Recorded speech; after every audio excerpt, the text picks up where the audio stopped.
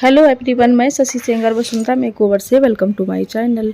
तो आज की जो वीडियो आप लोगों के साथ शेयर करेंगे वो वीडियो एचडी ब्राइडल मेकअप की है।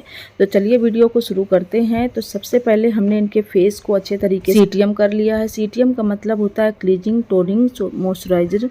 मतलब मेकअप करने से पहले सबसे ज़्यादा ध्यान रखो फेस को अच्छे तरीके से क्लीन करने का। अगर फेस में हल्दी या कोई और चीज़ रह गई, डस्ट रह गई, तो मेकअप बिल्कुल भी अच्छा नहीं होगा। तो सबसे पहले हमें ये ध्यान रखना चाहिए कि फेस को बहुत अच्छे तरीके से क्लीन करना चाहिए और क्लीजिंग मिल्क से मसाज दे के करें, या मतलब आप क्रीम से, मॉइस्चराइज़र से, जिससे भी करना चाहते हो फेस को अच्छे से क्लीन कर लो। फिर इसके बाद टोनर लगा दो।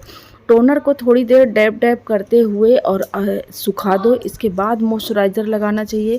मॉइस्चराइज़र का बहुत ध्यान रखना चाहिए। मॉइस्चराइज़र बहुत अच्छे तरीके से लगाना चाहिए मेकअप करते समय, क्योंकि अगर मॉइस्चराइजिंग अच्छे से है तो मेकअप बहुत अच्छे से सेट होगा, बहुत अच्छे तरीके से बेस बनेगा। तो यहाँ पर हमने आई शेडो से स्टार्टिंग की है। सबसे पहले हमने इनके फेयर कलर में थोड़ा सा बेस लगाया है आँखों पे। इसके बाद बेस को लॉक कर दिया है। फिर आई शेडो यूज किया है। आई शेडो हमेशा डालते समय ध्यान रखना चाहिए कि आई शेडो नॉर्मल, मतलब लाइट कलर का ही डालना चाहिए। सबसे पहले आई शेडो लगाते समय लाइट कलर का आई शेडो लगाना, जो कि हमने इनके ब्राउन कलर में आई शेडो लगाया है, लाइट कलर का।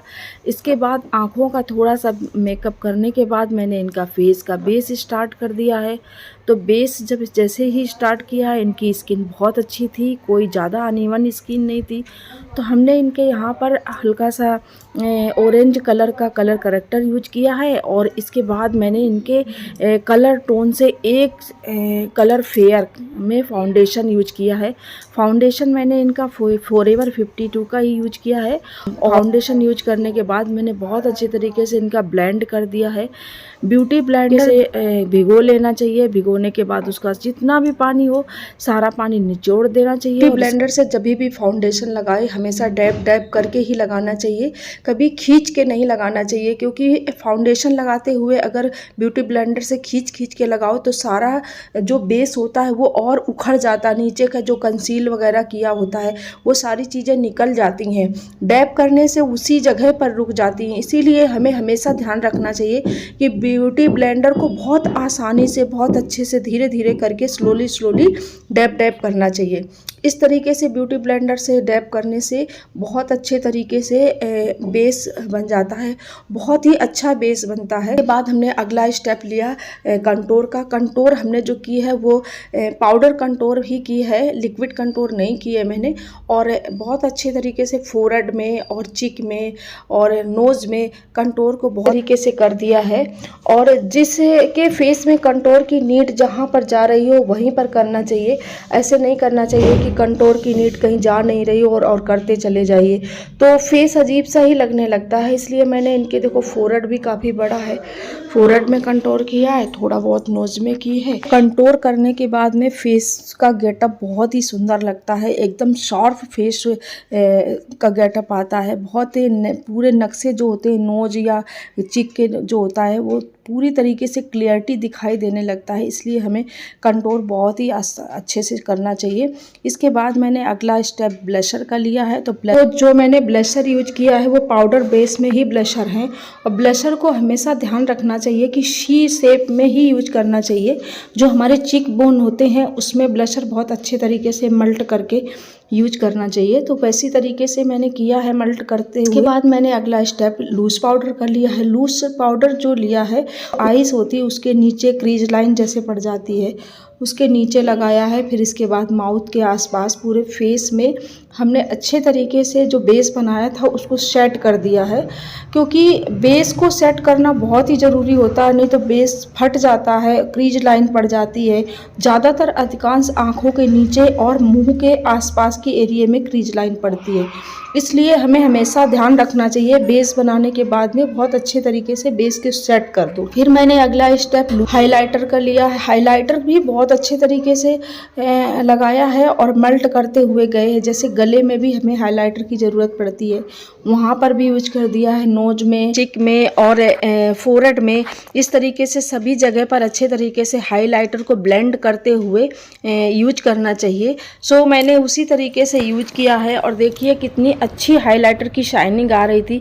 और हाइलाइटर जो हमारा है वो नायका कंपनी का है, बहुत ही सुंदर हाइलाइटर है, बहुत अच्छा हाईलाइट करता है, बहुत अच्छी शाइनिंग देता है, इससे बिल्कुल नेचुरल शाइनिंग आती है। इसके बाद मैंने इनका पूरा बेस का जो प्रोसेस था उसको कंप्लीट करने के बाद मैंने जैसा कि बताया कि आप लोगों से, स्टार्टिंग में ही मैंने आई शैडो वगैरह कंप्लीट किया था।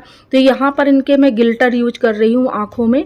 तो ये गिल्टर मैंने जो यूज किया है वो गोल्डन कलर का गिल्टर है और लिक्विड गिल्टर है। लिक्विड के ऊपर मैंने थोड़ा सा मोटा गिल्टर, जो पाउडर गिल्टर आता है थोड़ा मोटा है, उसको मैं यूज कर रही हूँ। और बहुत ही सुंदर इनकी आंखें लग रही थी और गिल्ट सुंदर इसका शाइनिंग आ रही थी गिल्टर की। फिर इसके बाद मैंने इनके आई शैडो के ऊपर जो हाईलाइट होता है उसको यूज कर दिया है और इनकी बहुत सुंदर से मैंने आई लैसेस लगा दिया। आई लैसेस इनको ज़्यादा हैवी पसंद नहीं थी, तो मैंने सुंदर सी नेचुरल आई लैसेस थी। और आई लैसेस लगाने के बाद मैंने मस्कारा यूज कर दिया है, क्योंकि मस्कारा लगाने के बाद में दोनों जो आई लैसेस होती हैं रियल में और फेक आई लैसेस, तो दोनों एक साथ मिक्स हो जाती हैं और बहुत प्यारी सी इनकी आंखें लग रही हैं। लिपस्टिक डालने से पहले लिप लाइनर से हल्की सी पूरे लिप्स की शेड बना लेती हूँ, उससे लिपस्टिक बहुत ही अच्छी, बहुत सुंदर सी एकदम आसानी से भर जाती है। तो यहाँ पर मैंने इनका पूरा मेकअप कंप्लीट कर दिया है और यहाँ पर मैंने अब चुन्नी इनकी डाली है और बहुत ही सुंदर सा इनका लहंगा और चुन्नी थी, ज्वेलरी भी बहुत क्यूट सी थी। हेयर स्टाइल की वीडियो है वो आप लोगों के साथ मैं अलग से शेयर करूँगी। बहुत ही प्यारी से इनका हेयर स्टाइल भी हुआ था, बहुत ही सुंदर इनका जूड़ा बना हुआ था और इनका पूरा आउटफिट बहुत ही क्यूट था, बहुत ही सुंदर था। तो आप लोगों को इनका हेयर स्टाइल, मेकअप और इनकी ज्वेलरी, लहंगा या सारी चीज़ें कैसी लगी, आप लोग हमें कमेंट्स करके ज़रूर बताइए। आप लोगों के कमेंट्स से हमें बहुत ही मोटिवेशन मिलता है, बहुत ही वीडियो बनाने का मन भी करता है। वैसे भी वीडियो मेरी बहुत कम आ पाती हैं, क्योंकि पार्लर में बहुत सारा काम रहता है और मेकअप सारा कुछ मैं ही करती हूँ पार्लर में, और इसलिए मेरा और भी स्टाफ है, वैसे और भी काम करते हैं सभी लोग, लेकिन ज़्यादातर अधिकांश मेकअप मुझे ही करना होता है, इसलिए वीडियो थोड़ा लेट भी हो जाती है।